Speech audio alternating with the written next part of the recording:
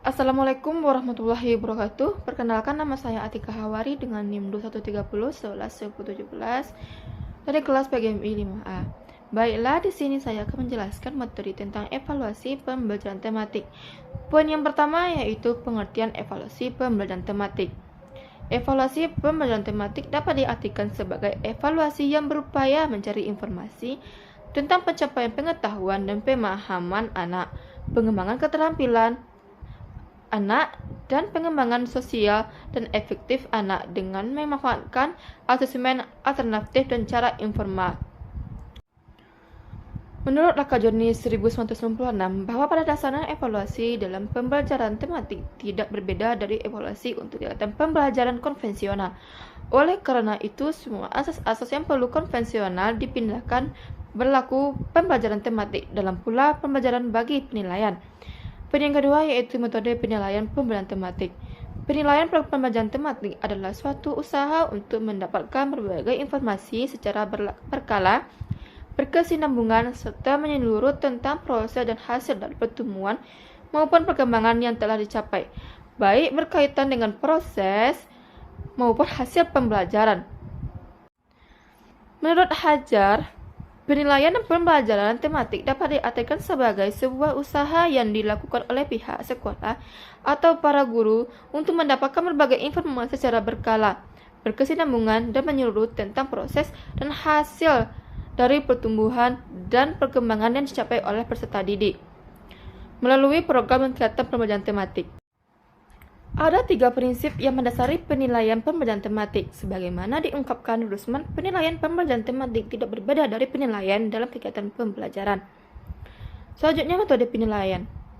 Yang pertama, tes lisan. Tes lisan adalah suatu tes yang membutuhkan jawaban lisan siswa. Pertanyaan lisan bisa diberikan pada awal pembelajaran untuk materi sebelumnya, dan pada akhir pembelajaran untuk materi pembelajaran yang telah diberikan. Tes lisan ini bisa untuk kelompok atau perorangan atau per individu. Yang kedua, tes tertulis adalah suatu tes yang menuntut jawaban secara tertulis dari siswa. Soal-soal tes tertulis disusun dalam bentuk tes objektif dan uraian. Beberapa macam tes objektif yang dapat digunakan yaitu tes benar salah, pilihan ganda, menjodohkan, hingga isian singkat. Selanjutnya, tes uraian terdiri atas tes berbatas, tertutup, atau terstruktur. Tes ini bersifat bebas atau terbuka, yang mengutamakan kecepatan dan kekuatan. Selanjutnya, tes penilaian pembelajaran tematik, yaitu yang pertama, memahami kompetensi dasar. Setiap siswa harus paham dengan standar kompetensi dasar yang harus diraih dan ditargetkan pada setiap mata pelajaran. Yang kedua, menentukan tema.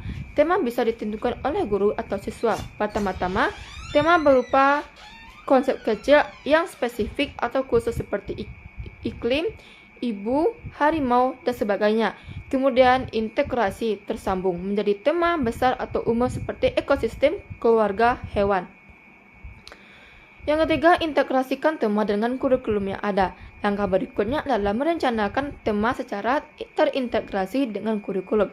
Meskipun begitu, guru harus tetap memperhatikan materi atau konten dari tema. Yang keempat, mendesain instruksi dan rencana ekstrakurikuler. Langkah ini merupakan pencarian sumber pengetahuan dari luar kelas untuk pendalaman siswa. Ini biasanya ditujukan untuk memberi contoh pengetahuan yang ada di kehidupan nyata siswa. Caranya bisa dengan melakukan karya wisata atau kunjungan ke kebun raya atau studi tour. Kegiatan grup dan diskusi. Kegiatan ini bertujuan agar siswa mempunyai perspektif yang luas dalam memahami tema.